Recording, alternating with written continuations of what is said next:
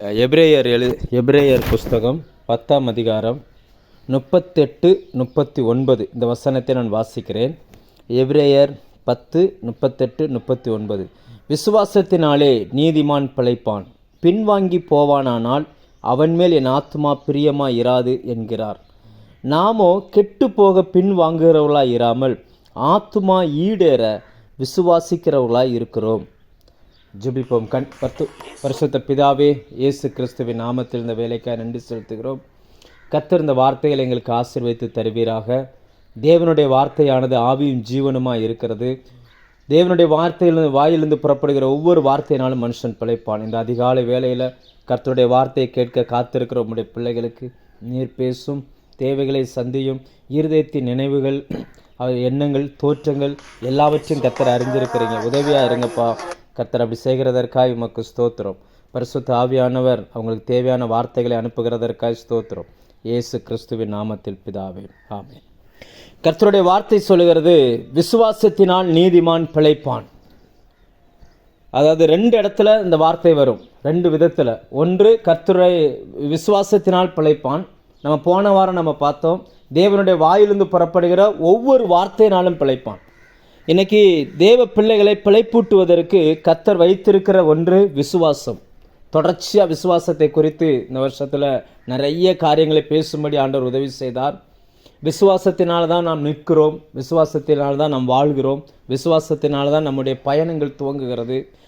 இந்த வார்த்தையின்படி விசுவாசம் ஒரு தேவ பிள்ளைக்கு கொடுக்கப்பட்டிருக்கிறது. அது என்னன்னா, விசுவாசத்தினால் நீதிமான் பிழைப்பான். இயேசு கிறிஸ்துவின் மரணத்தை விசுவாசிக்கிற,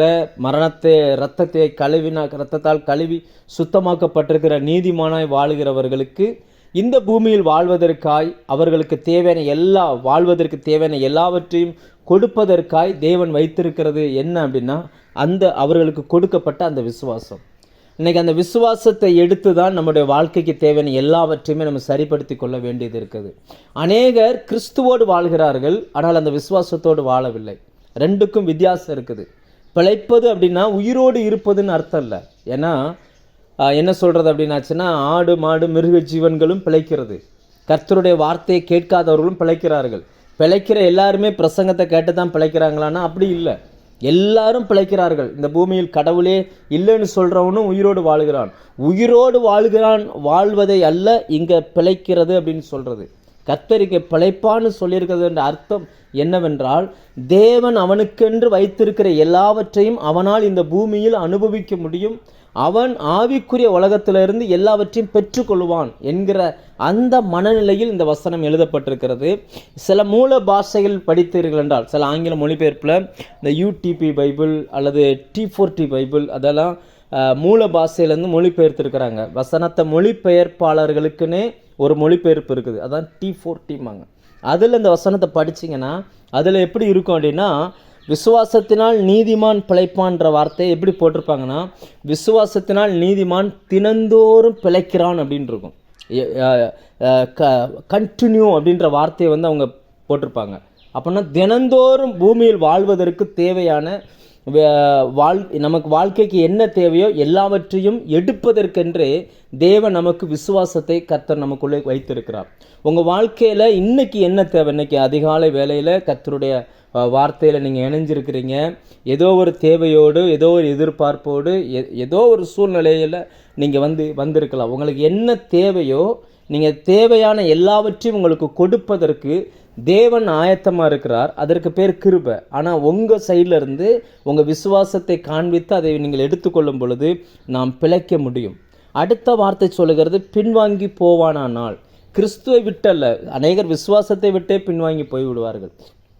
கிறிஸ்துவோடு வாழ்ந்தும் கூட அநேகரால் விசுவாசத்தின் பின்னால் போக முடியாது, விசுவாசத்தின்படி வாழ முடியாது. ஏனென்றால் இந்த உலகம், நாம் வாழ்கிற இந்த உலகம் ரெண்டு விதமான உலகங்களாக இருக்குது. ஒன்று கண்களால் பார்க்கிற உலகம், இன்னொன்று கண்ணால் பார்க்காத ஆவிக்குரிய உலகம். அதை தான் இந்த கண்ணால் பார்க்கிற இந்த உலகத்தில் நம்ம காண்கிற ஒன்றை நாம் நம்ப வேண்டியதில்லை, அது நம்மளை சுற்றி தான் இருக்குது. காணாத ஒன்றின் மேல் நம்ம வைக்கிறோம்ல, அதுக்கு பேர் தான் விசுவாசம். அதுதான் எபிரேயர் 11:1 சொல்லுகிறது, விசுவாசமானது நம்பப்படுகிற உறுதியும் காணப்படாதவைகளின் நிச்சயமாக இருக்குது. ஆவிக்குரிய உலகத்தில் தேவன் நமக்கென்று எல்லாவற்றையும் ஆயத்தம் பண்ணி வைத்திருக்கிறார். நம்முடைய விசுவாசத்தின் மூலம் அவைகளை நாம் எடுத்துக்கொள்ள முடியும். சில சூழ்நிலைகள் சில தேவ பிள்ளைகளுடைய வாழ்க்கையில் வரும் பொழுது அந்த சூழ்நிலைகளுக்கு மத்தியில் தங்களில் இருக்கிற விசுவாசத்தை பயன்படுத்தி அந்த சூழ்நிலைகளை அவர்கள் எப்படி மாற்றிக்கொள்கிறார்கள் என்பதை குறித்து நான் உங்களோடு இன்றைக்கு சில காரியங்களை பேச விரும்புகிறேன். ஏனென்றால் அநேக நேரங்களில் அடுத்தடுத்த செகண்ட் அடுத்தடுத்த நிமிஷம் நம்முடைய வாழ்க்கையில் என்ன நடக்கின்றது தெரியாமலே இருக்குது. நிறைய பேருடைய வாழ்க்கையில் சிலர் சொல்லுவாங்க, எனக்கு விசுவாசமே இருக்க மாட்டேங்குது, இந்த பிரச்சனை எப்படி ஜெயிக்கிறதுன்னு தெரியலை, திடீர்னு எதிர்பாராத ஒரு சூழ்நிலை இப்படி ஆயிடுச்சு அப்படியெல்லாம் சொல்லி கேள்விப்படுகிறோம். அப்படிப்பட்ட அந்த சூழ்நிலையில் அதை எப்படி நாம் மாற்றுவது அது என்பதை குறித்து நான் இன்றைக்கு உங்களோடு கூட சில காரியங்களை பேச விரும்புகிறேன். காணாத உலகத்தோடு வாழும்படி நீங்களும் நானும் அழைக்கப்பட்டிருக்கிறோம். இந்த காண்கிற உலகத்தில் அல்ல. காண்கிற உலகம் எப்பொழுதுமே தோல்வியை குறித்தும், எப்பொழுதுமே இழப்புகளை குறித்தும், எப்பொழுதுமே நஷ்டங்களை குறித்தும் நம்மோடு பேசிக்கொண்டே இருக்கிறது. ஆனால் காணாத உலகத்தில் தேவன் நமக்கு வைத்திருக்கிறவர்கள் எல்லாமே நித்தியமான ஆசீர்வாதங்களை கர்த்தர் வைத்திருக்கிறார். விழுந்து போன இந்த உலகத்தை வாழ்கிற நாம் இன்றைக்கு பரலோக அந்த வெளிப்பாடுகளை நம்ம சுற்றி இருக்கிற ஜனங்களுக்கு கொடுக்கும்படியாக அழைக்கப்பட்டிருக்கிறோம். நான் ஒரு சில வசனங்களை நான் உங்களுக்காக வாசிக்கிறேன். நீதிமொழிகள் புஸ்தகம் 4ஆம் அதிகாரம் அதனுடைய 20-21 வசனத்தில் அந்த வசனங்கள் இப்படி சொல்லுகிறது. என் மகனே, இந்த வசனத்தை வாசிக்கிறேன். 4ஆம் அதிகாரம் 20ஆம் வசனம். என் மகனே, என் வார்த்தைகளை கவனி, என் வசனங்களுக்கு உன் செவியை சாய், அவைகளில் உன் கண்களை விட்டு பிரியாதிருப்பதாக, அவைகள் உன் இருதயத்தில் காத்துக்கொள். இன்னைக்கு விசுவாசத்தை காத்துக்கொள்ள வேண்டுமானால் கர்த்தருடைய வார்த்தையை நாம் காத்துக்கொள்ள வேண்டும். விசுவாசம் கேள்வியினால் வரும், கேள்வி தேவனுடைய வார்த்தையினால் வரும். நீங்கள் எவ்வளவுக்கு எவ்வளவு கர்த்தருடைய வார்த்தை குறித்து நிறைய கேட்குறீங்களோ அவ்வளவுக்கு அவ்வளவு உங்களுக்குள்ள கர்த்தரை அறிகிற அந்த அறிவும் விசுவாசமும் பெருக ஆரம்பிக்கும். இப்போ ஆண்டவர் சொல்லுகிறார், எந்த சூழ்நிலையில் நீங்கள் போனாலும் பரவாயில்ல, அவருடைய வார்த்தையை கேட்க சொல்கிறார். வெறுமனே வார்த்தைகளை அல்ல. உலகம் நிறைய வார்த்தைகளை பேசுது, நிறைய வார்த்தைகள் நம்ம சுற்றி இருக்கிற சூழ்நிலைகள் பேசுது. கடன் நம்மோடு பேசி கொண்டிருக்குது, சரீர பலகீனம் நம்மோடு பேசி கொண்டிருக்கிறது, தோல்வி நம்மோடு பேசி கொண்டிருக்கிறது, நம்மளை சுற்றி இருக்கக்கூடிய உலகங்கள் நம்மோடு கூட பேசி கொண்டிருக்குது, சூழ்நிலைகள் இனி இருக்கிற இந்த காலத்தில் பரிசுத்தமாக வாழவே முடியாதுன்னு சொல்லி சூழ்நிலைகள் நம்மோடு பேசி கொண்டிருக்குது. பிள்ளைகளின் எதிர்காலத்துக்காக ஜெபிக்கிற பெற்றோருக்கு நடக்கிற சூழ்நிலைகளை பார்க்கும் பொழுது, எதுக்குடா இந்த ஊருக்கு நம்ம பிள்ளைகளை கொண்டு வந்தோம், பேசாமல் நம்ம ஊர்லேயே பிள்ளைகளை படிக்க வச்சு அங்கேயே வச்சிருக்கலாமேன்ற மாதிரி சூழ்நிலைகள் பேசி கொண்டு இருக்குது. ஆனால் ஆண்டவர் சொல்கிறார், நீங்கள் அதை கவனிக்க வேண்டாம், என் மகனே என் வார்த்தைகளை கவனி அப்படின்றார். தேவனுடைய வார்த்தைகளை நீங்கள் கவனிங்க, கர்த்தருடைய வசனத்தை கவனித்து அதிலிருந்து நீங்கள் ஒன்றை எடுத்து உங்களை சுற்றி இருக்கிற சூழ்நிலைகளை உங்களால் மாற்ற முடியும். சூழ்நிலை எவ்வளவு மோசமானதாக இருந்தாலும் சரி, கர்த்தருடைய வார்த்தைக்கு அந்த சூழ்நிலைகளை மாற்றுகிற ஒரு பவர், ஒரு தன்மையை கர்த்தர் வைத்திருக்கிறார். நான் வேதத்திலேருந்து ஒரு சில காரியங்களை நான் உங்களோடு கூட வைக்க விரும்புகிறேன். பழைய ஏற்பாட்டில் ஒரு சம்பவத்தையும் புதிய ஏற்பாட்டில் 2 சம்பவத்தையும் நான் உங்களோடு கூட பேச விரும்புகிறேன். 2 ராஜாக்கள் 6ஆம் அதிகாரம் பார்த்தீங்கன்னா அங்கே ஒரு சூழ்நிலை வருகிறது, அடிக்கடி நம்ம பார்க்குறது தான். ஆனால் கர்த்தர் இந்த வார்த்தைகளை நினைவுபடுத்தினபடினால், யாருக்கோ இது தேவையாக இருக்குது, ஆண்டவர் நினைவுபடுத்தினபடினால் நான் உங்களோடு கூட இந்த வார்த்தையை பேசுகிறேன். 2 ராஜாக்கள் 6ஆம் அதிகாரம் 14, 15, 16 அதில் வாசிக்கிறேன். அதில் சில சம்பவங்கள் எழுதப்பட்டிருக்குது. அப்பொழுது அவன் அங்கே குதிரைகளையும் ரதங்களையும் பலத்த இராணுவத்தையும் அனுப்பினான். அவர்கள் ராக்காலத்தில் வந்து பட்டணத்தை வளைந்து கொண்டார்கள். தேவனுடைய மனுஷனின் வேலைக்காரன் அதிகாலமே எழுந்து வெளியே புறப்படுகையில், இதோ இராணுவமும் குதிரைகளும் ரதங்களும் பட்டணத்தை சுற்றி கொண்டிருக்க கண்டான். அப்பொழுது வேலைக்காரன் அவனை நோக்கி, ஐயோ என் ஆண்டவனே, என்ன செய்வோம் என்றான். அதற்கு அவன், அந்த தேவனுடைய மனுஷன், பயப்படாதே, அவர்களோடு இருக்கிறவர்களை பார்க்கிலும் நம்மோடு இருக்கிறவர்கள் அதிகம் என்றான். கர்த்தருடைய நாமம் மகிமைப்படுவதாக. அந்த தேவனுடைய மனுஷன் எலிசாவும் வேலைக்காரனும் இரவில் தூங்குகிறார்கள். இவர்கள் தூங்குகிற அந்த டயத்தில் இவங்களுக்கு விரோதமாய் ஒரு பெரிய சதி நடக்குது. இவர்களை கொன்று பக்கத்து நாட்டுக்கு கொண்டு வருவதற்காக ராஜா ஆட்களை அனுப்புகிறான். இவர்கள் குடியிருந்த தேசத்தை வளைந்து கொண்டார்கள். அந்த அந்த இவங்களை டார்கெட் பண்ணி சுற்றிலும் இவர்களை பலத்துக்கு மிஞ்சின ஒரு பெரிய பிரச்சனை இப்போ வந்து நிற்குது. அப்போ தான் எந்திரிச்சு கதவை திறந்தா இந்த பிரச்சனை வந்து நிற்குது. இன்றைக்கி அநேக நேரங்களில் எதிர்பாராத, நம்மால் ஃபேஸ் பண்ண முடியாத சில பிரச்சனைகள் நம்மளை சுற்றி வந்து நிற்கும் பொழுது இங்கே 2 பேர் இருக்கிறாங்க. ஒருவர் எலிசா, ஒருவர் அந்த வேலைக்காரன். அந்த 2 பேரும் பயன்படுத்தின அந்த வார்த்தைகளை கவனிங்க. ஒரு பிரச்சனை திடீர்னு வரும் பொழுது நாம் பயன்படுத்துகிற வார்த்தை, முதலாவது நம்ம பயன்படுத்துகிற வார்த்தை எப்படிப்பட்ட வார்த்தையாக இருக்கிறது என்பதை இந்த நாளில் நம்ம நிதானித்து பார்ப்போம். நீங்கள் ஒரு ஆஃபீஸ்க்கு போகிறீங்க, நீங்கள் எதிர்பாராத சூழ்நிலை அந்த ஆஃபீஸில் காணப்பட்டது அப்படின்னா திடீர்னு நீங்கள் என்ன வார்த்தைகளை நீங்கள் பயன்படுத்துகிறீங்க? அந்த வேலைக்காரன் சொல்கிறான் ஐயோ அப்படின்றான். முதல் வார்த்தை ஐயோ அப்படின்றான். அப்படின்னா என்ன அர்த்தம்னா பயந்து வருகிற அந்த வார்த்தை. ஆனால் அதே நேரம் எலிசா தீர்க்கதரிசியை பார்த்தீங்கன்னா அவர் சொல்கிறார் பயப்படாத அப்படின்றார். 2 பேரும் ஒரே ரூமுக்குள்ளே தான் இருக்கிறாங்க, ஒரு அறையில் தான் இருக்கிறாங்க. ஆனால் ஒருவர் பயப்படுகிறார், ஒருவர் தைரியமாக இருக்கிறார். என்ன காரணம் அப்படின்னு பார்த்தீங்கன்னா, ஒருவர் விசுவாச கண்களோடு பார்க்கிறார். அவர் சொல்கிறார் நம்மோடு இருக்கிறவர்கள் அவர்களோடு இருக்கிறவர்களை பார்க்கிலும் நம்மோடு இருக்கிறவர்கள் அதிகம் அப்படின்றார். ஆனால் கண்களால் பார்த்தா அங்கே யாருமே இல்லை, இவங்க 2 பேர் மட்டும்தான் இருக்கிறாங்க. சுற்றிலும் எதிரி நாட்டு இராணுவம் இருக்குது, குதிரைகளும் ரதங்களும் சுற்றி கொண்டு இருந்ததான். அப்படியே அவங்கள ரவுண்ட் அப் பண்ணிட்டாங்க, இவங்களால் வெளியில் போகவே முடியாது. அப்படிப்பட்ட ஒரு சில சூழ்நிலை. சிலர் சொல்லுவாங்க இந்த சூழ்நிலை விட்டு என்னால் வெளியில் வரவே முடியாது, தப்பிப்பதற்கு வழியே இல்லை, நான் வந்து அரெஸ்ட் பண்ணப்பட்டது போல் சூழ்நிலைகளோ நான் சிக்கி இருக்கிறேன், எங்கே போகிறது என்ன செய்கிறதுன்னு தெரியாத மாதிரி மாட்டிக்கொண்டு இருக்கிறேன் அப்படின்னு சொல்லி சூழ்நிலைகளை மட்டுமே அந்த வேலைக்காரனுடைய கண்கள் பார்த்துச்சு. ஆனால் எலிசாவினுடைய கண்களை பாருங்கள். அவர் சொல்கிற அந்த வார்த்தை எதன் அடிப்படையில் இவர் சொல்கிறார் அப்படின்னு பார்த்தீங்கன்னா, இவர் வாழ்ந்த காலங்களுக்கு முன்பு வாழ்ந்தவர் தான் தாவீது. அந்த தாவீது ராஜாவினுடைய சங்கீதத்தை நீங்கள் படிச்சிங்கன்னா சங்கீதம் 34:7 கர்த்தர் தமது தூதர்கள், அதாவது கர்த்தருக்கு பயந்தவர்களுக்கு தேவன் தம்முடைய தூதர்களை அனுப்பி அவர்களை பாதுகாக்கிறார் அப்படின்னு வசனம் சொல்லுகிறது. அதை இவர் தைரியமாக படிச்சிருந்தார். அந்த இக்கட்டான சூழ்நிலையில் அந்த வசனத்தை கரத்தில் எடுக்கிறார். அதனால தான் இவர் சொல்லுகிறார் அவர்களோடு இருக்கிறவர்களை பார்க்கிலும் நம்மோடு இருக்கிறவர்கள் அதிகம். அப்போ விசுவாசத்தில் நீங்கள் பிழைக்கணும்னா அந்த வாயின் வார்த்தை ரொம்ப ரொம்ப முக்கியமாக இருக்குது. நம்ம பேசுகிற அந்த வார்த்தைகள், நாம் பண்ணுகிற அறிக்கை, அது ரொம்ப ரொம்ப முக்கியமாக இருக்குது. இந்த காலை வேளையில் தேவனுடைய சத்தத்தை கேட்கிற உங்களுக்கு கர்த்தருடைய ஆவியானவர் அப்படிப்பட்டதான வசனங்களை உங்களுக்கு நினைப்பூட்டுவாராக. நீங்கள் கேட்ட சத்தியங்களை கர்த்தர் உங்களுடைய ஆழ் மனதுக்கு கொண்டு போவாராக. உங்கள் இருதயம் எதனால் நிரம்புகிறதோ உங்களுடைய வாயும் அதனால் தான் நிரம்பும். அதாவது இருதயத்தின் நிறைவினால் வாய் பேசும். இப்போ பார்த்தீங்கன்னா இவர் அவர் அதை படித்திருந்திருக்கிறார். அதனால தான் இவ்வளோ ஸ்ட்ராங்காக சொல்கிறாரு நம்மோடு இருக்கிறவர்கள் அதிகம் அப்படின்றார். ஆனால் உண்மையில் அங்கே யாராவது இருக்கிறாங்களான்னு பார்த்தா யாருமே இல்லை, ஒருத்தர் கூட கிடையாது. யோசிச்சு பாருங்கள், நம்மளாக இருந்தால் அந்த நேரத்தில் என்ன பண்ணியிருப்போம், எப்படியெல்லாம் யோசிச்சிருப்போம். எலிசாவுக்கு என்னவோ ஆயிடுச்சு போல இருக்குது அப்படிலாம் நம்ம யோசிப்போம்ல. அப்போ உடனே எலிசா ஒரு ஜெபம் பண்ணுகிறார், இவனுடைய கண்களை திறந்துருளும். அந்த ஜெபத்தை பாருங்கள், அவர் வாசிக்கிற 17 வசனம். அப்பொழுது எலிசா விண்ணப்பம் பண்ணி கர்த்தாவே இவன் பார்க்கும்படி இவன் கண்களை திறந்தருளும் என்றான். உடனே கர்த்தர் அந்த வேலைக்காரன் கண்களை திறந்தார். இதோ எலிசாவை சுற்றிலும், நல்ல கவனிங்க, எலிசாவை சுற்றிலும் அக்கினிமயமான குதிரைகளாலும் ரதங்களாலும் அந்த கண்மலை நிறைந்திருக்கிறதை அவன் கண்டான். கர்த்தர் கண்களை திறந்துறலும். இன்றைக்கி 2 பேர் நீங்கள் ட்ராவல் பண்ணீங்க.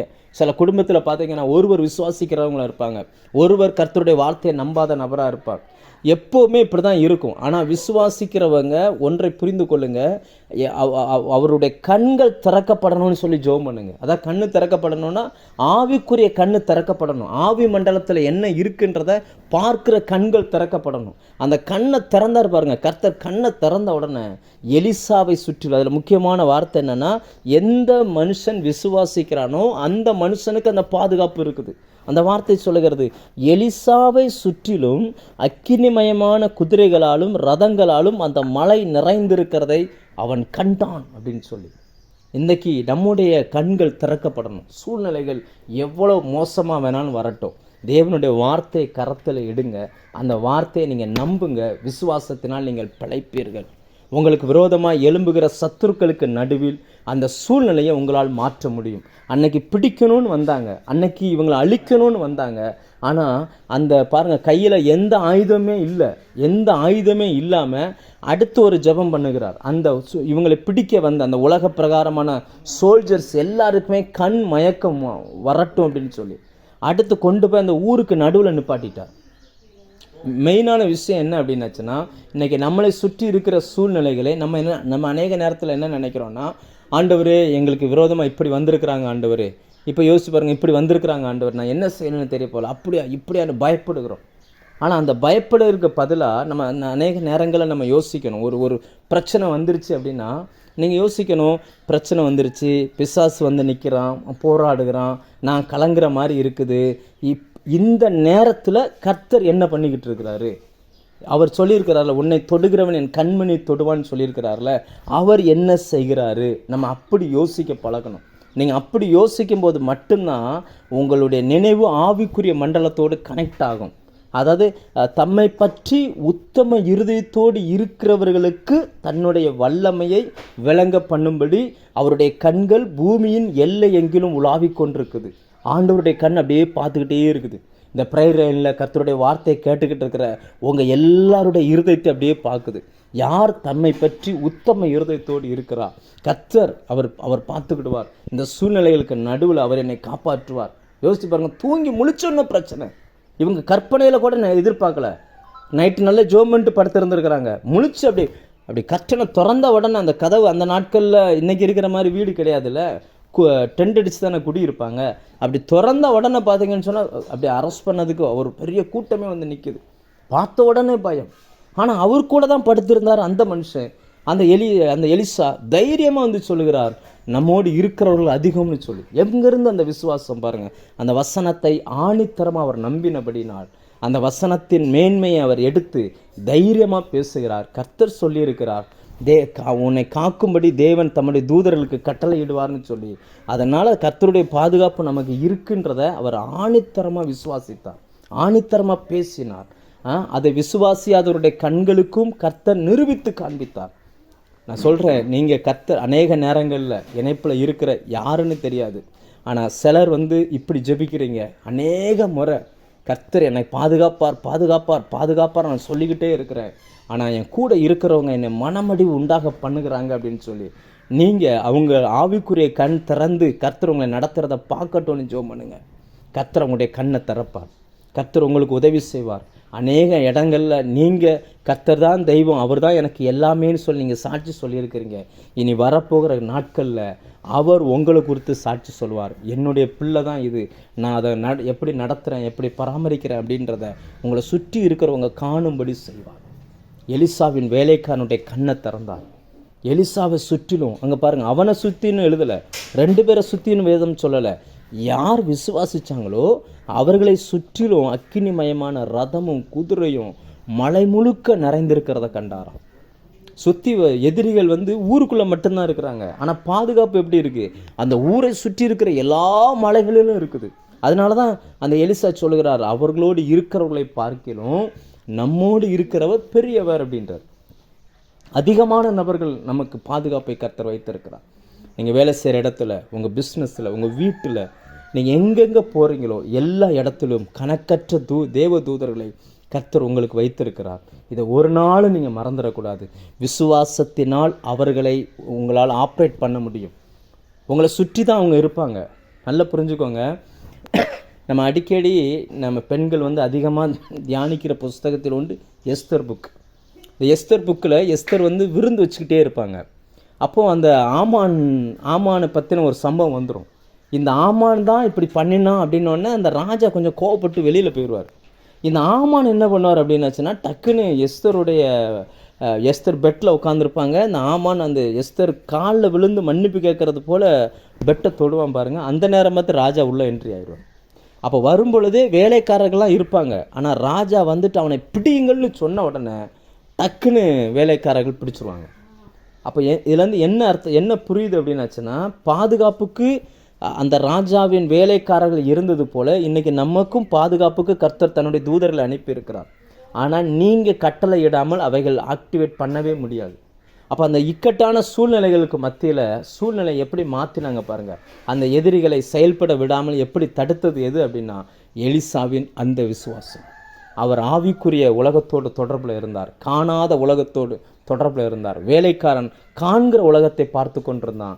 அதனால் அவருக்கு பயம் இருந்துச்சு, குழப்பம் இருந்துச்சு.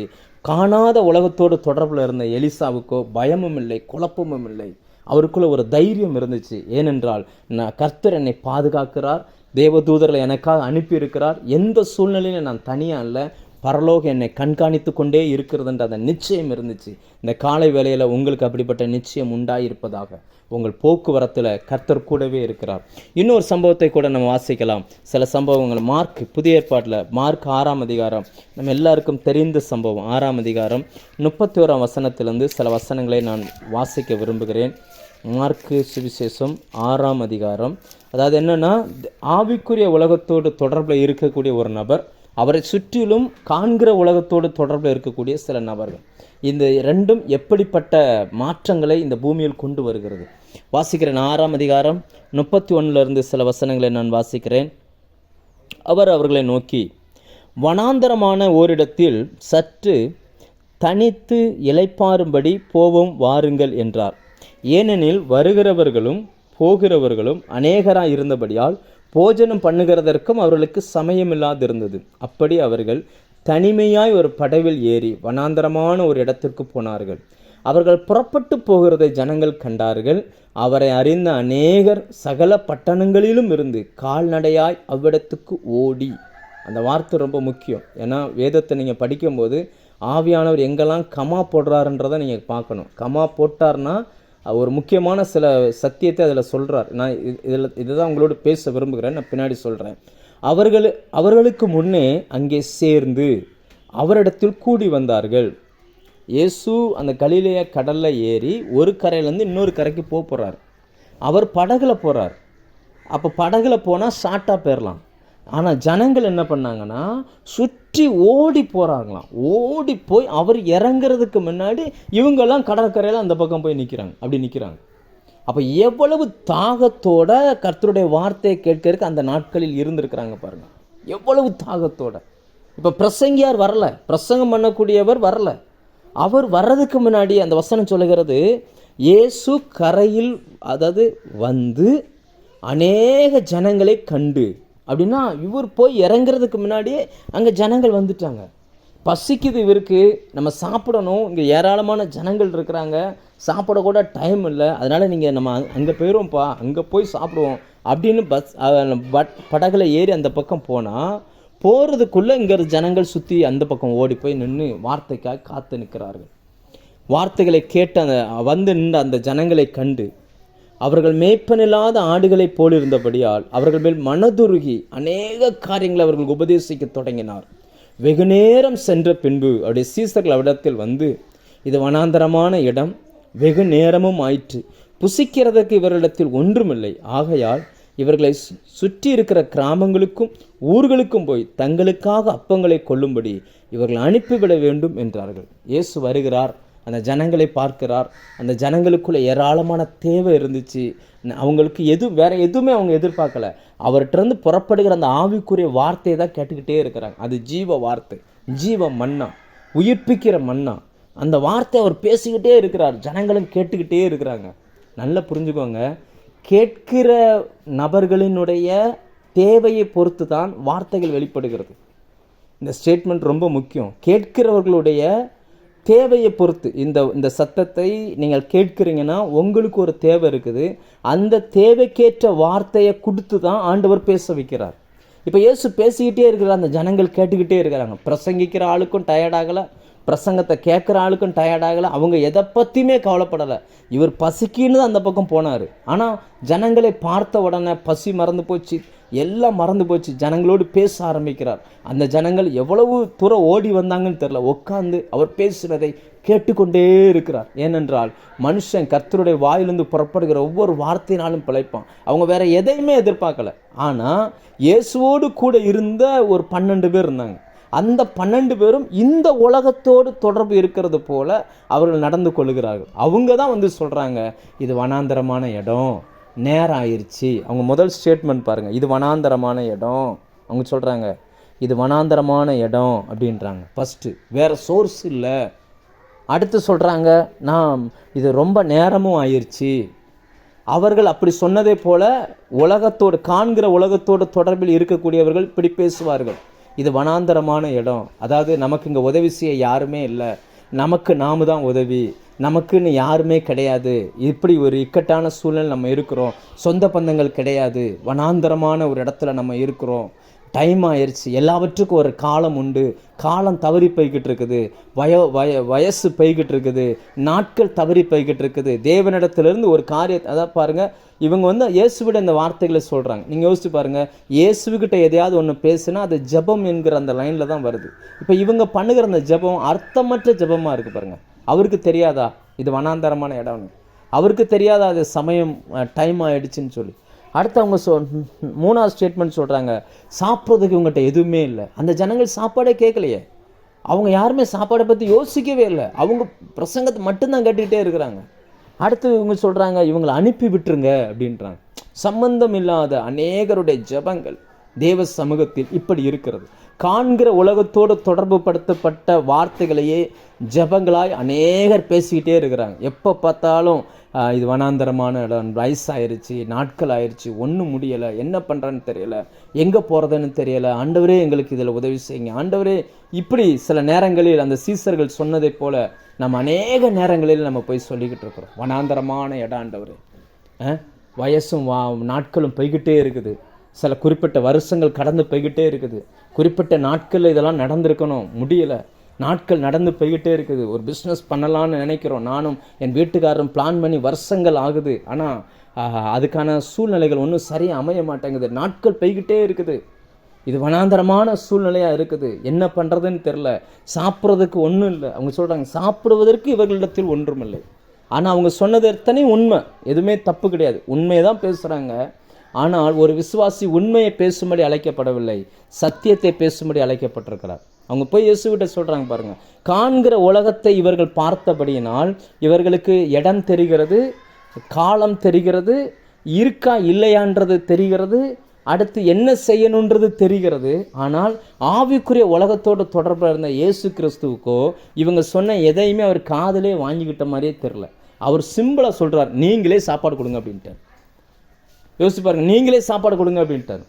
உடனே இவங்க டக்குன்னு அடுத்த பதில் சொல்கிறாங்க, என்ன பண்ணுறது? அவங்களாம் யோசிக்கிறாங்க. அவங்க அங்கங்கன்னு இருந்த பைசாலாம் எடுத்து பார்த்தா ஒரு 200 பணம் தான் இருக்குது. இவங்க அடுத்து போய் கேட்குறாங்க, 200 பணத்துக்கு அப்பங்களை வாங்கினாலும் பத்தாது ஆண்டவரே, எப்படி பத்தும்? இருக்கிற ஜனங்கள் ஆண்கள் மட்டும் 5000 பேர், பெண்கள் அது போக வாலிபர்கள், குழந்தைங்க, பெரியவங்க, இவங்கெல்லாம் லிஸ்ட் எடுத்து பார்த்தா குறைஞ்சது ஒரு 15-20 மக்கள் இருந்திருப்பாங்க. இவங்களுக்கெல்லாம் எப்படி பத்தும்? ஒன்றுமே இல்லை. அவன் காண்கிற உலகத்தோடு இன்றைக்கி பொருளாதாரத்தில் சில பெரிய தேவை இருக்குது, ஆனால் கையிலையோ ஒன்றும் இல்லை, கையில் இருக்கிறதோ கொஞ்சம். நான் வச்சிருக்கிற ப்ராஜெக்ட்டுக்கு இவ்வளோ பணம் பத்தாது, நான் வச்சிருக்கிற அந்த திட்டத்துக்கு இவ்வளவு பத்தாது, இன்னும் நிறைய தேவைப்படுகிறது. ஆனால் இதுக்கு என்ன செய்கிறதுன்னு தெரியல, நாட்கள் பெய்கிட்டு இருக்குது, வனாந்தரமான சூழ்நிலையாக இருக்குது, எங்கேருந்து உதவிகள் வர்ற மாதிரி தெரியலை, கையில் இருக்கிறதோ கொஞ்சம், என்ன பண்ணுறதுன்னு தெரியல ஆண்டவரே அப்படின்னு சொல்லி சில ஏக்கங்களோடு, சில தேவைகளோடு, சில குழப்பங்களோடு நீங்கள் இருப்பீங்கன்னா கர்த்தருடைய ஆவியானவர் உங்களுக்கு சொல்லுகிறார், காண்கிற உலகத்தின் சூழ்நிலையை உன் கண்கள் பார்த்து கொண்டிருக்கிறது, ஆனால் நானும் ஆவி மண்டலத்தில் திரளான ஐஸ்வர்யமுள்ள ஒரு தேவனாய் நான் இருக்கிறேன். வேதம் சொல்லுகிறது, வெள்ளியும் பொன்னும் அவருடையது, அவருடைய கஜனாவில் பணம் ஒரு நாளும் குறைந்து போகிறதே இல்லை. அப்போ இவங்க போய் சொல்கிறாங்க, இவங்களுக்கு ஒன்றும் இல்லை, எங்கள் கையில் ஒன்றுமே இல்லை, 200 பணத்துக்கு அப்போ வாங்கினாலும் பத்தாது, ஏற்கனவே நம்ம 12 பேர் இருக்கிறோம், இப்போ நீங்களும் சேர்த்தா 13 ஆச்சு, நமக்கே இது பத்தாது, இவங்களுக்கு எப்படி கொடுக்கறது அப்படின்னு சொல்லி அவங்க தங்களுக்குள் சூழ்நிலையை வைத்து புலம்புகிறார்கள், சூழ்நிலையை வைத்து பேசுகிறார்கள். அவங்களாம் அவங்களுக்குள்ளே பேசியிருப்பாங்கள்ல. யோசிப்பாங்க, நமக்கு இதை படிச்சிட்டோம், அதனால் நமக்கு தெரியும். ஆனால் அந்த டயத்தில் அன்னைக்கு இருந்த அந்த சூழ்நிலையில் அந்த சீசர்களுடைய மனநிலை என்னவா இருந்திருக்கும்? தங்களுக்குள்ளே பேசியிருப்பாங்க. நேரம் வேறு ஆகுது, இவர் வேறு பிரசங்கத்தை நிப்பாட்ட மாட்டுறாரு. சில நேரங்களில் சில திருமண வீடுகளுக்கு போனோம்னா மணி 2-2:30 தாண்டிடும். சிலருக்கெல்லாம் சுகர் ப்ரெஷர் பிரச்சனையில் இருக்கிற பேஷண்ட்லாம் ரொம்ப அப்படியே ஒரு மாதிரி சலசலப்பாயிரும், இவர் எப்படா பிரசங்கத்தை நிப்பாட்டார். சிலருக்கெல்லாம் மைக்கு கிடச்சிச்சின்னா கொலையாக கொன்றுவாங்க. என்ன பேசுகிறோன்னே அதில் இருக்காது, பாட்டு போயிட்டே இருக்கும். அதே மாதிரி இவங்களுக்கு பிரசங்கத்தை கேட்டவர்களுக்கு பசிக்கலை, பிரசங்கித்தவருக்கும் பசிக்கலை. ஆனால் இடையில இருந்த இவங்க சொல்கிறாங்க, இது வனாந்தரமான இடம், இது என்ன பண்ணணும்னு தெரியலை. அப்போ ஆண்டவர் சொல்கிறார், நீங்களே கொடுங்க. அப்போ அவங்க கடைசியாக கண்டுபிடிச்சிட்டாங்க, கையில் ஒரு 5 அப்பமும் 2 மீனும் தான் இருக்குது. வேறொரு சுவிசேஷத்தில் அது ஒரு சின்ன பையன் அவனுக்காக கொண்டு வந்திருக்கிறான். அவங்க அம்மா ஏதோ போட்டு கொடுத்துட்ருக்கும் போல இருக்குது, அவனுக்காக கொண்டு வந்திருக்கிறான். ஏசு பேசினதை பார்த்த உடனே அவருக்கு இதை கொடுத்துருங்கன்னு சொல்லி சீசர் கையில் கொடுத்துட்டான். இப்போ இவர் கைக்கு வந்துருச்சு. இப்போ அடுத்த ஸ்டெப்பு ஆண்டவர் அடுத்த ஸ்டெப்பு சொல்லுகிறார், பந்தி வரிசையாக உட்காரவை அப்படின்றார். 50 பேரா, 50 பேரா, 100 பேரா, வரிசையாக அவங்கள பந்தியில் உட்கார சொல்லுங்கள் அப்படின்னு வரிசையாக உட்கார சொல்லுங்கள் அப்படின்னு எல்லாரையும் வரிசையாக உட்கார சொல்கிறாங்க. அப்படி உட்கார சொல்லும் பொழுதெல்லாம் அவங்களுடைய மனது என்ன மாதிரியான மனநிலையில் இந்த காரியத்தை யோசிப்பாங்க, எப்படி நினச்சி இதை சொல்லியிருப்பாங்க, யோசிச்சு பாருங்கள். கர்த்தர் இந்த வார்த்தையை உங்களுக்கு பேசுகிறார். கையில் எதுவுமே இல்லைன்னு சொல்லி யோசிக்காதீங்க, காரியத்தை நடத்துங்க. நீங்கள் அதை அடுத்து என்ன செய்யணுமோ அதுக்கான பிளானிங்கை பண்ண ஆரம்பிச்சிருங்க. பரலோகத்துலேருந்து உங்களுக்கு எதையாவது ஒன்று வாங்கணுன்னா என்றைக்குமே சூழ்நிலையை நீங்கள் பார்க்கக்கூடாது. உங்கள் விசுவாசம் எங்கே ஆப்ரேட் பண்ணப்படும் அப்படின்னாச்சுன்னா, இல்லாதவைகளை இருக்கிறவைகளை போல் அழைக்கிற தெய்வம். இல்லாத ஒன்றை இருக்கிறதா நீங்கள் நினச்சி காரியங்களை செய்ய ஆரம்பிங்க. அந்த ஏற்ற வேலையில் எல்லாத்தையும் கர்த்தர் நேர்த்தியாய் செய்து முடிப்பார். அவங்கள வரிசையாக உட்கார சொன்னார், எல்லாரும் வரிசையாக உட்கார சொல்லியாச்சு. கையில் கொடுங்க அப்படின்னார். எல்லாத்தையும் அவருடைய கரத்துக்கு வந்தது. அவர் ஸ்தோத்திரம் பண்ணினார், அதை பிட்டார். இப்போ 5 அப்பம் அதை 2ஆக உடைச்சா 10 பீஸ் இருக்குது. அப்படியே சீசர்கள் கரத்தில் கொடுத்தார். கர்த்தருடைய வார்த்தையும் அப்படி தான் சொல்லுகிறது. அதை வாசிக்கிறேன். 41ஆம் வசனம். அவர் அந்த 5 அப்பங்களையும் அந்த 2 மீன்களையும் எடுத்து வானத்தை அண்ணாந்து பார்த்து ஆசீர்வதித்து அப்பங்களை பிட்டு, எல்லாவற்றுக்கும் ஒவ்வொரு கமா போட்டிருக்காங்க பாருங்கள், அவர்களுக்கு பரிமாறும்படி தம்முடைய சீசர்களிடத்தில் கொடுத்தார். அப்படியே 2 மீன்களையும் எல்லாருக்கும் பங்கிட்டார். இப்போ சீசர்களை தான் கொண்டு போய் ஜனங்களுக்கு கொடுக்கணும். அப்படி பிச்சார். 10 பீஸ் இருக்குது, ஆளுக்கு ஒரு பீஸை கையில் கொடுத்துட்டார். அப்போ 2 மீன் இருக்குது, மிச்சம் இருந்த 2 பேருக்கு 2ஆக பிச்சார். ஆளுக்கு ஒன்று கொடுத்துட்டார். கொண்டு போய் கொடுங்க அப்படின்ட்டார். இவங்க கையில் இருக்கிறதோ ஒன்று. கொஞ்சம் யோசிச்சு பாருங்கள், இவங்க கொண்டுட்டு போய் கொடுக்குறார். கொடுக்க போனால் ஒரு ஆள்கிட்ட கொடுத்துட்டு திரும்பினா இவர் கையில் இன்னொன்று இருக்குது. அப்படியே கொடுக்க ஆரம்பிக்கிறார். கொடுக்க கொடுக்க கொடுக்க கொடுக்க கரத்தில் பெருக ஆரம்பிக்கிறது. கொடுக்க கொடுக்க பெருகுது. அது தேவனுடைய பிளானிங்கே அப்படி தான். கொடுங்கள் அப்பொழுது உங்களுக்கு கொடுக்கப்படும் என்பது பண விஷயத்தை பொறுத்து இல்லை. தேவன் ஒன்றை ஆசீர்வதித்து தேவையோடு இருக்கிற ஜனங்களுக்கு நீங்கள் எதை கொடுத்தாலும் சரி, அது உங்களுக்கு பெருக ஆரம்பிச்சிடும். கொடுக்க கொடுக்க பெருகுது பாருங்கள். இந்த சீசர்கள் நினச்சாங்க இவ்வளோ பேருக்கு சாப்பாடு எங்கேருந்து கொடுக்குறதுன்னு சொல்லி. அப்போ ஆண்டவர் சொன்னால் நீங்களே கொடுங்க அப்படின்னார். இப்போ இவங்க கையிலேருந்து கொடுக்க கொடுக்க அது அப்படியே பெருகிட்டே இருக்குது. என்ன செய்கிறதுனே தெரியல. எப்படி இருந்திருக்கும் அந்த அந்த அந்த சூழ்நிலை, எப்படி இருந்திருக்கும்? இந்த நாட்களில் ஒன்றுமே இல்லை, பொருளாதாரத்தில் என்ன பண்ணணும்னு யோசிக்கிறீங்கன்னா உங்கள் பொருளாதாரத்தை இயேசுவின் கரத்தில் கொண்டு போய் கொடுங்க. அவர் உங்களை ப்ளஸ் பண்ணட்டும். அதுக்கப்புறம் நீங்கள் எடுத்து செலவு பண்ணி பாருங்கள். நீங்கள் கரத்தில் இருந்து கொடுக்கும்போது அந்த கொடுக்குற அந்த அந்த மனநிலையை கர்த்தர் வச்சுட்டாருன்னா நீங்கள் கொடுக்க கொடுக்க பெருகிட்டே இருக்கும். அப்படி பெருகி பெருகி மீதியான துணிக்கைகளை 12 கூட நிறைய எடுத்தாங்களாம். 12 கூட நிறைய எடுத்துட்டாங்க. யோசிச்சு பாருங்கள். காண்கிற உலகத்தோடு 12 பேர் தொடர்பில் இருந்தாங்க. காணாத உலகத்தோடு இயேசு தொடர்பில் இருந்தார். எப்படி பெருகினது, எப்படி இது செய்தார்? இதுக்கு பழைய ஏற்பாட்டில் ஏதாவது வசன ஆதாரங்கள் இருக்குதா அப்படின்னு பார்த்தா சங்கீதம் 34:10 சொல்லுகிறது, சிங்க குட்டிகள் தாழ்ச்சடைந்து பட்டினியாய் கிடக்கும், கர்த்தரை தேடுகிறவர்களுக்கோ ஒரு நன்மையும் குறைவுபடாது. ஏன்னா அந்த ஜனங்கள் கர்த்தரை தேடி வந்த ஜனங்கள், கர்த்தருடைய வார்த்தையை தேடி வந்த ஜனங்கள். அதனால் இயேசுக்கு தெரியும். ஏன்னா இந்த வசனம் இப்படி சொல்லுகிறது, இந்த வார்த்தை இப்படி சொல்லுகிறது, சிங்க குட்டிகள் தாழ்ச்சடைந்து பட்டினியாய் கிடக்கும், கர்த்தரை தேடுகளுக்கோ ஒரு நன்மையும் குறைபடாதுன்னு வார்த்தை சொல்லுகிறது. கண்டிப்பாக அவர்கள் குறைவோடு திரும்பி போக மாட்டாங்க. போகும்பொழுது நிறைவாகத்தான் திரும்பி போவாங்க. கர்த்தருடைய வார்த்தையை கேட்க ஆர்வமாய் ஓடி வந்தார்கள், திருப்தியாய் சாப்பிட்டு திரும்பி போனார்கள்.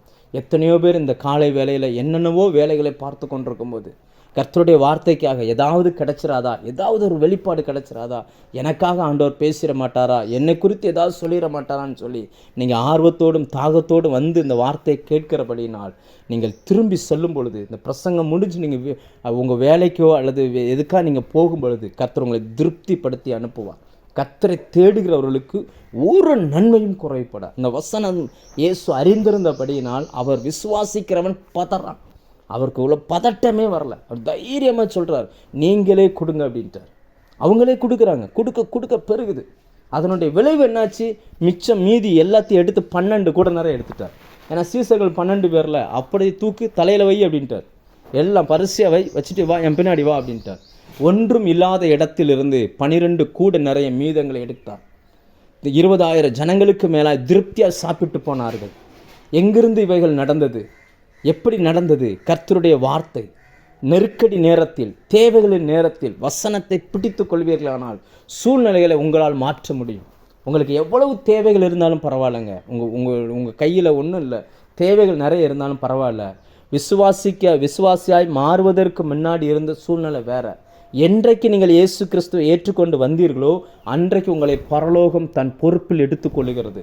உங்களை பராமரிப்பதும், உங்களை உதவி செய்வதும், உங்களை நடத்துவதும் அது தேவனுடைய பொறுப்பு. நாம் அப்படிப்பட்ட தேவனை தகப்பனாய் நாம் வைத்திருக்கிறோம். நீங்கள் அவரை ராஜாவாக நீங்கள் ஏற்றுக்கொண்டீங்கன்னா உங்களை நடத்துகிற பொறுப்பு அவருடையது. அவர் தான் உங்களை நடத்துகிறார். அவர் தான் உங்கள் குடும்பத்தை நடத்துகிறார். அவர் தான் உங்கள் சூழ்நிலைகளை நடத்துகிறார். எந்த சூழ்நிலையிலும் கர்த்தர் நம்மை கைவிடவே மாட்டார். யோசிச்சு பாருங்கள், பொருளாதாரத்தில் ஒன்றுமே இல்லை, தேவையோ பெருசு, எப்படி இதை சமாளிக்க போகிறோம் அப்படின்னு சொல்லி நீங்கள் யோசிக்கலாம். யோசிக்கிற அந்த நேரத்தில் கொஞ்சம் உங்கள் மைண்டை வசனத்துக்கு நேராக திருப்புங்க. ஆண்டவர் என்ன சொல்லியிருக்கிறார்? நான் இளைஞனாக இருந்தேன், முதிர் வயது உள்ளவனும் ஆனேன், நீதிமான் கைவிடப்பட்டதையும் அவன் சந்ததி அப்பத்துக்கு இறந்து திருந்ததையும் நான் காணவில்லை அப்படின்றாரு. அப்போ நீங்கள் நீதிமானாகிய இயேசு கிறிஸ்துவனுடைய சந்ததியாக இருந்தால் நிச்சயமாக நீங்கள் கைவிடப்படவே மாட்டீங்க. உங்கள் சந்ததி அப்பத்துக்கு தேவைக்காக ஒன்றை இறந்து தெரியாது. தேவைகள் வரும், தேவை வராதுன்னு சொல்லலை, தேவைகள் வரும். பாருங்கள், இயேசுவினுடைய ஊழியம். ஆனால் ஜனங்களுக்கு சாப்பாடு கொடுக்க கையில் பணம் இல்லை. அது சீசர்கள்லாம் சொல்கிறாங்க, நம்ம கையில் பணம் இல்லைப்பா, 200 பணம் கூட 200 பணத்துக்கு வாங்கினாலும் பத்தாது, கையில் ஒன்றுமே இல்லை, ஒரு பெரிய தேவை. ஆனால் அந்த தேவைகளுக்கு மத்தியில் எப்படி சந்தித்தது அப்படின்னா அந்த வசனத்தை கர்த்தர் நினைவுபடுத்தினார். வசனத்தை நம்பின ஒருவர் உங்களோடு கூட இருந்தாங்கன்னா அந்த ஒருவர் நிமித்தம் எல்லாரும் ஆசீர்வதிக்கப்படுவாங்க. அந்த ஒருவர் நிமித்தம் விளக்கை கொளுத்தினவர் விளக்கு தண்டின் மேல் வைக்க அறிந்திருக்கிறார். உங்களுக்குள்ள விசுவாசத்தை துவக்கினவர் அந்த விசுவாசத்தை பயன்படுத்தி உங்களை சுற்றி இருக்கிற எல்லா சூழ்நிலைகளையும் மாற்றுவதற்கும் அவர் போதுமானவராக இருக்கிறார். அதனால தான் கர்த்தருடைய வார்த்தை சொல்கிறது, என் மகனே என் வசனத்தை கவனி, என் சத்தத்தை கவனி, உன் கண்ணு என்னை பார்க்கட்டும் அப்படின்றார். என்னுடைய வசனத்தை பார்க்கட்டும். சூழ்நிலைகளை பார்க்காதீங்க, உலகத்தை பார்க்காதீங்க. உலகத்தை பார்த்தா ஒன்றும் இல்லை தான், கையில் ஒன்றுமே இல்லை தான். நிச்சயமாக இவ்வளோ பெரிய தேவை சந்திப்பதற்கு கையில் ஒன்றுமே இல்லை தான். ஆனால் கர்த்தரை பார்த்தீங்கன்னா அவர் ஒரு நாளும் நம்ம கைவிட மாட்டார், ஒரு நாளும். நான் சில நேரங்களில் ஊழியத்தில் நடக்கிற சில சம்பவங்களை நிறைய மிராக்கிள்ஸ் நடக்கும். ஆனால் மேக்சிமம் சொல்கிறதில்ல. இருந்தாலும் உங்களுக்கு சொல்லும்படி ஆண்டவர் ஏவுறதுனால இந்த வார்த்தையை சொல்கிறேன். போன மாதம் 17ஆம் தேதி சண்டே கிளாஸ் டீச்சர்ஸ்க்காக ஒரு ட்ரைனிங் ஒன்று நாங்கள் பிளான் பண்ணியிருந்தோம். அதுக்கப்புறம் பெண்கள் முகாம் ஆகஸ்ட் 26ஆம் தேதி பெண்கள் முகாம் பிளான் பண்ணியிருந்தோம். இப்படி ஒவ்வொரு முகாம் அந்த டீச்சர்ஸ் ட்ரைனிங் டயத்துலலாம் பார்த்தீங்கன்னு சொன்னால் கையில் பணமே கிடையாது. செவ்வாய்க்கிழமை ட்ரைனிங், திங்கக்கிழமை நைட்டு இங்கே, திங்கக்கிழமை நைட்டு அமெரிக்காவில் திங்கக்கிழமை மத்தியானம். அப்போ திங்கக்கிழமை நைட்டு ஒரு பிரசங்கம் பண்ணுறேன். அந்த ஆவியானவர் கொடுத்த அந்த தலைப்பு என்னென்னா விசுவாச போராட்டம். விசுவாசத்திலே நல்ல போராட்டத்தை போராடு, அதற்காகவே நீங்கள் அழைக்கப்பட்டாய். 1 தீமோத்தேயு 6:12 நான் பிரசங்கம் பண்ணிக்கிட்டு இருக்கிறேன். பிரசங்கம் பண்ணி முடித்து வீடியோலாம் போட்டு முடிக்கிறதுக்கு 2 மணி ஆயிடுச்சு. விடிஞ்சால் கூட்டம் நடத்தணும். எல்லாமே பிளான் பண்ணியாச்சு, எல்லோரும் வந்துடுவாங்க. ஊழியக்காரங்க சென்னையிலேருந்து வந்துட்டாங்க. ஆனால் விடிகிற வரைக்கும் கையில் பணம் கிடையாது. இவங்களுக்கு சாப்பாடு ரெடி பண்ணவோ அல்லது ஊழியக்காரர் காணிக்க கொடுத்து விடவோ அல்லது ஜனங்களை கூட்டிகிட்டு வரவோ எதுக்குமே பணம் கிடையாது. விசுவாசம் அந்த பிரசங்கம் எனக்காகவே பண்ணது போல் இருந்துச்சு. ஆனால் கர்த்தருடைய வார்த்தை, நான் தைரியமாக எந்த விதமான யோசனை இல்லாமல் கர்த்தருடைய வார்த்தையை பண்ணிவிட்டு 2 மணிக்கு நான் ஜெபம் பண்ண ஆரம்பிக்கிறேன். ஆண்டவரே, இந்த தேவைக்கு என்ன பண்ணுறது, இப்படிப்பட்ட ஒரு நெருக்கடியான சூழ்நிலையில் இருக்கிற அப்படின்னா விசுவாசத்தில் போராட்டத்தில் நீங்கள் சொல்லும்போது ஆண்டவர் இந்த வார்த்தை சொன்னார், நீதிமான் கைவிடப்பட்டதையும் அவன் சந்ததி அப்பத்துக்கு இறந்து திறந்ததையும் நான் காணவில்லை. இந்த வசனத்தை சொல்லி சொல்லி சொல்லி ஆவியானவர் எப்போவுமே நம்முடைய வலப்பக்கத்தில் நிழலாக இருக்கிறார். அவர் நமக்கு வசனத்தை நினைப்பூட்டிக்கிட்டே இருப்பார். சொல்லி சொல்லி ஜெபம் பண்ண ஆரம்பித்தேன். அந்த கூட்டங்கள் முடியும் பொழுது ஒரு குறைவும் இல்லாமல் நல்லபடியாக முடிவதற்கு ஆண்டவர் உதவி செய்தார். அந்த மாதம் மட்டுமே சர்ச்சில் 88,000 ரூபா செலவு. ஆனால் தேவன் எல்லா தேவைகளையும் கர்த்தர் சந்தித்தார். எதற்காக இதை சொல்கிறேன்னா, ஒன்றுமே இல்லாதது போல தான் இருக்கும். உலக பிரகாரமாக பார்த்தா ஒன்றுமே இருக்காது. ஆனால் நாம் உலக பிரகாரமான பார்வையோடு நம்ம வாழக்கூடாது. வசனத்தை பாருங்கள். நான் காணாத உலகத்தோடு நாம் தொடர்பில் இருக்கிறோம். நமக்கு உதவி செய்வதற்கு தேவன் கணக்கற்ற ஐஸ்வர்யத்தை வைத்திருக்கிறார். பரலோகம் நமக்காய் கதவு திறக்கும். கர்த்தர் இடங்கொள்ளாமல் நம்மை நிரப்புவார். இன்னும் ஒரு சம்பவத்தை கூட நான் முடிக்க விரும்புகிறேன். மார்க்கு 4ஆம் அதிகாரத்தில் இதே போல் ஒரு சம்பவம் இருக்குது. அதில் பார்த்திங்கன்னா 35ஆம் வசனத்தில் அதை நான் வாசிக்கிறேன். அன்று சாயங்காலத்திலே அவர் அவர்களை நோக்கி, அக்கறைக்கு போவோம் வாருங்கள் என்றார். அவர்கள் ஜனங்களை அனுப்பிவிட்டு அவர் படவிலிருந்தபடியே அவரை கொண்டு போனார்கள். வேறே படவுகளும் அவரோடு கூட இருந்தது.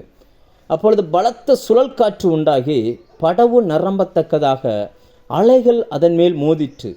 கப்பலின் பின்னணியத்தில் அவர் தலையணையை வைத்து நித்திரையாக இருந்தார். அவர்கள் அவரை எழுப்பி, போதகரே, நாங்கள் மடிந்து போகிறது உமக்கு கவலை இல்லையா என்றார்கள். அவர் எழுந்து காற்றை அதட்டி கடலை பார்த்து, இறையாதே, அமைதலாக இரு என்றார்.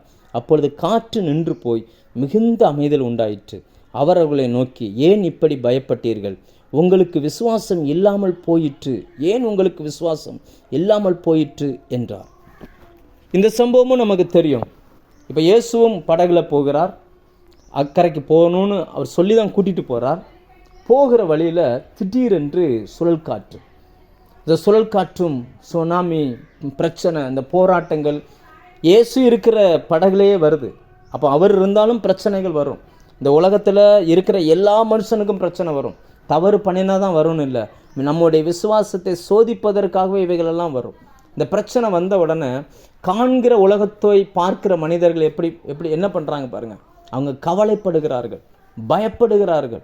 மரணம், ஜீவனுக்கான போராட்டம் இது. இப்போ இயேசு தான் கூட்டிகிட்டு போயிருக்கிறார். இயேசுவின் வார்த்தையை நம்பி அவங்க பிரயாணப்பட்டு வந்துட்டாங்க. இயேசுவின் வார்த்தையை நம்பி பிரயாணப்பட்டு வந்தவர்கள் ஜீவன் தப்புமா தப்பாதான்ற ஒரு சூழ்நிலை இன்னைக்கு இருக்குது. அநேகர் கர்த்தருடைய வார்த்தையை நம்பி ஊழியத்துக்கு வந்த அநேகர் இப்படிப்பட்ட இக்கட்டான சூழ்நிலைகள் சிக்குவது உண்டு. கர்த்தருடைய வார்த்தையை நம்பி விசுவாச வாழ்க்கையில் அடியெடுத்து வைத்தவர்கள் இப்படிப்பட்ட சூழ்நிலைகளில் சிக்குவது உண்டு. ஆண்டவர் தான் அவங்களை கூப்பிட்டார், வாங்க அக்கறைக்கு போவோம் அப்படின்னு சொல்லி. ஆண்டவர் கூப்பிட்டார் என்பதற்காக ஆண்டவருடைய வார்த்தையை நம்பி வந்தவனுக்கு பிரச்சனையே இல்லைன்றது இல்லை. பிரச்சனை இருக்குது. அவர் படகுல அவர் பாட்டுக்கு சமாதானமாக தூங்குகிறார். ஆனால் இவர்கள் போராடுகிறார்கள். அந்த போராட்டத்துக்கு மத்தியில் தன் படகுல இருந்தது யாருன்றதே அவங்க மறந்துட்டாங்க. அவங்க பயப்படுறாங்க. அந்த சூழ்நிலையை பார்த்த உடனே மரணம் வந்துடுமோ, அப்படி ஆயிருமோ, இப்படி ஆயிருமோ, நம்ம அடுத்து போய் இதை சேர மாட்டோமோ, நம்ம பாத்திர மாட்டோமோ, அவங்களுக்குள்ளே பயங்கர குழப்பம். பத்தாததுக்கு அவரையும் எழுப்பி அவர்கிட்ட சொல்கிறாங்க, உங்களுக்கு கவலை இல்லையா அப்படின்றாங்க. அவர்கிட்ட கேட்குறாங்க, கவலை இல்லையா அப்படின்னு சொல்லி. நிறைய நேரங்களில் ஜபங்களில் இந்த வார்த்தைகளை பயன்படுத்துகிறார்கள். தன்னுடைய சூழ்நிலைகளை, உலக சூழ்நிலையை சொல்லுகிறார்கள். வருகிற சூழ்நிலை, போராட்டங்களை அவரிடத்துல சொல்கிறாங்க. ஆனால் அவர் என்ன சொல்கிறாருன்னா, உனக்கு உன் விசுவாசம் எங்கே? உன்னை நம்பி கொடுத்த வார்த்தை எங்கே? உன் வாழ்க்கையில் இப்போ வசனத்தை நம்பி தான் சிலர் ஊழியத்துக்கு வர்றாங்க. வசனத்தை நம்பி வந்தவங்க பிரச்சனை, நெருக்கடி, போராட்டம்னு வரும் பொழுது வசனத்தை விட்டுருவாங்க. அடுத்து இவங்க கண்கள் பார்க்குற உலகத்தை பார்க்க ஆரம்பிக்கும். அடுத்து என்ன நடக்கும், எங்கே போகும், எப்படி இதெல்லாம் சம்பவிக்கும் அப்படின்னு சொல்லி ஒன்றுமே கிடையாது. சங்கீதம் 121:4 வாசித்து பாருங்க. அந்த வசனம் சொல்லுகிறது, இஸ்ரவேலை காக்கிற தெய்வம் உறங்குவதும் இல்லை, தூங்குவதும் இல்லை. எந்த சூழ்நிலையிலும் நம்மை காக்கிறவர் ஒருவர் நம்ம கூட இருக்கிறார். எவ்வளவு போராட்டம் வந்தால் என்ன, எவ்வளவு நெருக்கடி வந்தால் என்ன, எவ்வளவு உபத்திரம் வந்தால் என்ன, நம்ம படகுல அவர் இருக்கிறார். நம்ம எப்போவுமே நம்முடைய விசுவாச கண்கள் திறந்தே இருக்கணும். உலக பிரகாரமான கண்ணு நல்லா தெரியுது. அவர்களுக்கு அலை தெரிஞ்சிச்சு, கடல் தெரிஞ்சிச்சு, போராட்டம் தெரிஞ்சிச்சு. ஆனால் எழுதி வச்ச வசனம் அவங்களுக்கு தெரியலை. இயேசுவிடம் போய், எப்படி ஆண்டவரே அந்த படகுல நீங்கள் நிம்மதியாக தூங்கினீங்கன்னு கேட்டால் அவர் என்ன தெரியுமா சொல்லுவார்? நான் சங்கீதம் 121:4 படிச்சிருக்கிறேன், நான் அதை விசுவாசிக்கிறேன், தேவனுடைய வார்த்தைன்றது எனக்கு தெரியும், அவர் என்னை பாதுகாக்கிறாருன்னு தெரியும், அவர் வாழ்க்கைப்படி தான் நான் வாழ்ந்துக்கிட்டு இருக்கிறேன், அவர் சொல்லி தான் நான் படகுல போய்கிட்டு இருக்கிறேன், அவர் என்னை கூட்டிகிட்டு போகிறதுனால பயமே இல்லை, என்ன வேணாலும் எழும்பட்டும், ஒன்றும் எனக்கு நடக்காது. அவர் அந்த தைரியமாக தூங்குறார். அதனால தான் எழுந்து காற்றையும் கடலையும் அதட்டிட்டு அவங்கள பார்த்து சொன்னால், ஏன் உங்களுக்கு விசுவாசம் இல்லாமல் போயிட்டு அப்படின்னு அர்த்தம் என்னென்னா, நீ சொல்லியிருந்தாலும் அது கேட்டிருக்கும். ஏன்னா கர்த்தருடைய வார்த்தை சொல்கிறது, அவர் சொல்ல ஆகும், அவர் கட்டளையிட நிற்கும். இயேசுவுக்கு அது தெரியும். அந்த அவர் நான் தான் அப்படின்றது அவருக்கு தெரியும். நம்மை குறித்து புஸ்தக சுருளில் எழுதப்பட்டிருக்கிறது, இவர்கள் உலகத்தின் நிறத்தை மாற்றுகிறவர்கள். அப்போஸ்தலர் நடபடிகள் சொல்லுகிறது, இவர்கள் கொள்ளை நோயா இருக்கிறவர்கள். நம்மை வைத்து தேவன் உலகங்களை மாற்ற விரும்புகிறார், தேசங்களை மாற்ற விரும்புகிறார், ஜனங்களுடைய சூழ்நிலைகளை மாற்ற விரும்புகிறார். விசுவாசிக்கிறவர்கள் நடக்கும் அடையாளங்களாவன அவர்கள் மரித்தோரை எழுப்புவார்கள் வசனம் சொல்லுகிறது. வியாதியஸ்தர் மேல் கைகளை வைப்பார்கள், சொஸ்தமாவார்கள். சூழ்நிலைகளை மாற்ற முடியும். ஆனால் அநேக நேரத்தில் நாமே சில சூழ்நிலைகள் நிமித்தம் உலகம் பார்க்குறபடி பார்த்து கலங்கி குழம்பி நம்ம அப்படியே ஆரம்பித்த வேகத்தை விட்டுட்டு அப்படியே உட்கார்ந்துருக்கிறோம், தடுமாறி கொண்டிருக்கிறோம். அநேகர் இந்த படகுல சீசர்களை போல தடுமாறி கொண்டிருக்கிறோம். இயேசுவை எழுப்புகிறோம் இன்னைக்கு. ஆனால் கர்த்தருடைய ஆவியானவர் நம்மோடு சொல்லுகிறார், இல்லை, உன் விசுவாசத்தினை பயன்படுத்து, விசுவாசத்தினால் நீதிமான் பிழைப்பான். உங்கள் கரத்தில் கர்த்தர் கொடுத்ததை நீங்கள் பயன்படுத்துங்கள். உங்களுக்கு எவ்வளவு தேவையோ அவ்வளவு விசுவாசத்தை கர்த்தர் உங்களுக்குள்ளே வச்சிருக்கிறார். நீங்கள் கட்டளை இடுங்க, சூழ்நிலைகள் மாறும். நீங்கள் பேசி பழகுங்க, சூழ்நிலைகள் மாறும். வாயை திறந்து பேசுங்க. தேவனிடத்தில் போய் சூழ்நிலை எவ்வளவு பயங்கரம்னு சொல்லாதீங்க. சூழ்நிலையை பார்த்து நான் ஆராதிக்கிற என் தேவன் எவ்வளவு பெரியவர்ன்றதை நீங்கள் பேசி பழகுங்க. இயற்கை இவ்வளவு உலகத்தையும் ஒரு வார்த்தையில் படைத்த தெய்வம். ஆனால் மனுஷனை படைக்கும்போது மட்டும் பார்த்து பார்த்து படைத்தார். ஏன்னா மனுஷன் தன்னுடைய வல்லமை அந்த பூமியில் நிரூபிக்க போகிறவன், தான் யார் என்பதற்கு அடையாளமாய் வாழப்போகிறவன் அப்படின்னு சொல்லி அவனை பார்த்து பார்த்து படைத்தார். நமக்கு பேசுகிற திறனை கொடுத்தார். தேவன் தன்னுடைய வார்த்தையை நம்ம கரத்தில் கொடுத்தார். அதனால தான் ஆண்டவர் சொன்ன, விசுவாசத்தினால் நீதிமான் பிழைப்பான், அவன் பின்வாங்கி போவானால் அவன் மேல் என் ஆத்மா பிரியமாயிராது. அதாவது இயேசு விட்டு பின்வாங்கி போகிறத சொல்லலை, விசுவாசத்தை விட்டு பின்வாங்கி போனால் தேவனுடைய ஆத்மா நம்ம மேலே பிரியமாக இருக்காது. ஏனென்றால் நமக்கு பேர் விசுவாசி. கர்த்தர் தன்னுடைய வார்த்தையை நம்ம நோக்கி அனுப்பியிருக்கிறார். இப்படி வச்சுக்கலாம், விசுவாசத்தினால் நீதிமான் பிழைப்பான் என்கிற வசனத்தை தேவனுடைய வார்த்தையினாலும் நீதிமான் பிழைப்பான் நம்ம வச்சுக்கிடலாம். இந்த நாளில் கர்த்தருடைய வார்த்தை நமக்குள்ளே இவ்வளவு தூரம் பேசியிருக்கு. நான் 3 காரியங்களை உங்களோடு பேசியிருக்கிறேன். எதிர்பாராமல் வருகிற ஆபத்தில் அந்த சூழ்நிலையை எப்படி மாற்றுவது, அவர்கள் எப்படி மாற்றினார்கள். 2வது, ஒரு பெரிய தேவைகளுக்கு மத்தியில் நம்மளை சுற்றி இருக்கிறவங்க நெகட்டிவான வார்த்தைகளை சொல்லி சோர்ந்து போக பண்ணினாலும் 12 பேர் சேர்ந்து ஒரு விஷயத்தை சொல்கிறாங்க. இயேசுனுடைய இருதயம் அசையவே இல்லை. ஏன்னா அவர் வார்த்தையை நம்பியிருந்தார். அதனால் அவருடைய இருதயம் அசையவே இல்லை. 12 பேருடைய எண்ணங்களும் பொய்த்து போகும்படியாய் கர்த்தர் அற்புதங்களை செய்தார். அதே தான் இங்கேயுமே. அவங்க சொல்லுகிறவர்கள் சாதாரண மனிதர்கள் கிடையாது. வாழ்க்கையில் எவ்வளவோ பெரிய பெரிய சூறாவளிகளையும் காற்றையும் கடல் அலைகளையும் போராட்டங்களையும் பார்த்தவர்கள். ஆனாலும் அவருடைய இருதயம் அவர்களுடைய வார்த்தையை நம்பி போகவே இல்லை. இந்த நாளில் கர்த்தருடைய வார்த்தை நமக்கு சொல்லுகிறது என்னவென்றால், என் மகனே, என் வசனங்களுக்கு செவிசாய். அந்த வசனத்துக்குள்ளே உங்கள் வாழ்க்கைக்கான ரகசியத்தை வச்சிருக்கிறார், விசுவாசத்தை வைத்திருக்கிறார். நீங்கள் போகிற அந்த பிரயாணத்தில் வருகிற புயல்களை எல்லாம் ஜெயிக்க முடியும். உங்கள் வாழ்க்கையில் வரக்கூடிய எதிர்பாராத சில டெம்டேஷன் இதெல்லாம் ஜெயிக்க முடியும். கர்த்தர் அந்த பலனை வைத்திருக்கிறார். கர்த்தர் உங்களுக்குள்ளே தான் அதை வச்சிருக்கிறார். எதிர்பாராமல் வருகிற சூழ்நிலைகளை ஜெயிக்க முடியும். பொருளாதார நெருக்கங்களை உங்களால் ஜெயிக்க முடியும். கர்த்தர் உங்களை கொண்டு பலத்த காரியங்களை நிச்சயமாக இந்த பூமியில் செய்ய முடியும். உங்களை தன்னுடைய டிஸ்பிளேயாய் இந்த பூமியில் தேவனால் பயன்படுத்த முடியும். கர்த்தரை நீங்கள் நம்புங்க. உங்களுக்கு விரோதமாக எழும்புகிற எல்லா தடைகளிலிருந்து கர்த்தர் மாற்றுவார். இந்த காலை வேளையில் கர்த்தர் உங்களோடு கூட தனிப்பட்ட விதத்தில் பேசியிருப்பார் என்று நான் விசுவாசிக்கிறேன்.